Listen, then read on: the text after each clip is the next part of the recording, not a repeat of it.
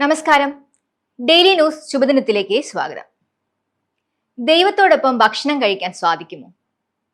നമ്മുടെ ജീവിതത്തിലെ ചെറിയ വഴികളിലൂടെ അത് സാധ്യമാണ്. കേൾക്കാം ഇന്നത്തെ ശുഭദിന ചിന്ത. ഡെയിലി ന്യൂസ് ശുഭദിനം നിങ്ങൾക്കായി അവതരിപ്പിക്കുന്നത് ജോയ ലൂക്കാസ്. പൊന്നണിഞ്ഞ പ്രഭാതത്തിന്റെ അലകളിൽ നിറയുന്ന പുഞ്ചിരികൾ. അതെ, ഇന്ന് ആഘോഷമാണ്. ജോയ ലൂക്കാസ്, ഓരോ ആഘോഷത്തിന്റെയും ആത്മാവ്. ദൈവത്തിന്റെ കൂടെ ഭക്ഷണം കഴിക്കണം, അതായിരുന്നു ആ കുഞ്ഞിന്റെ ആഗ്രഹം. കയ്യിൽ കുറച്ച് ഭക്ഷണവുമായി അവൻ ദൈവത്തെ തേടിയിറങ്ങി. ഒരു നദീതീരത്തെത്തിയപ്പോൾ ഒരു വൃദ്ധയെ കണ്ടുമുട്ടി. അവരുടെ അടുത്ത് സംസാരിച്ചിരുന്നു. വിശക്കാൻ തുടങ്ങിയപ്പോൾ കൊണ്ടുവന്ന ഭക്ഷണത്തിൽ നിന്നും കുറച്ചെടുത്ത് അവൻ കഴിക്കാൻ തുടങ്ങി. കുറച്ച് ആ വൃദ്ധയ്ക്കും കൊടുത്തു. വീണ്ടും അവർ സംസാരിച്ചിരുന്നു.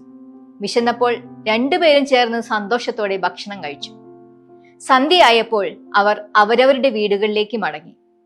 വളരെ സന്തോഷത്തോടെ തിരിച്ചു വരുന്ന മകനെ കണ്ട് അമ്മ കാരണം അന്വേഷിച്ചു. അവൻ പറഞ്ഞു, ഞാൻ ഇന്ന് ദൈവത്തിന്റെ കൂടെ ഭക്ഷണം കഴിച്ചു. വൃദ്ധയും തന്റെ വീട്ടിലെത്തി.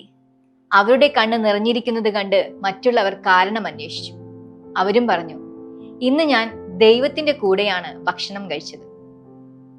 സൃഷ്ടികളിലെല്ലാം സൃഷ്ടാവുണ്ട് എന്ന തിരിച്ചറിവാണ് യഥാർത്ഥ ഈശ്വരാവബോധം. ദൈവത്തെ കാണാൻ പൊതുസ്ഥലങ്ങളിലേക്ക് ഇറങ്ങിയാൽ മതി.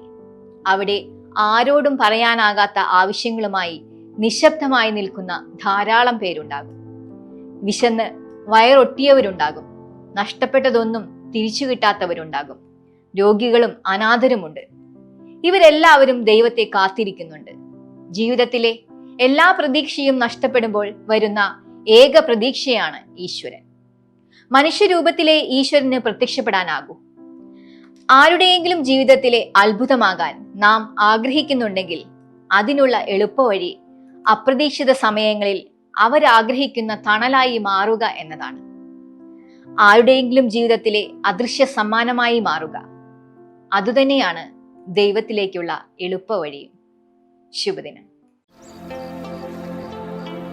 ഡെയിലി ന്യൂസ് ശുഭദിനം നിങ്ങൾക്കായി അവതരിപ്പിക്കുന്നത് ജോയ ലൂക്കാസ്.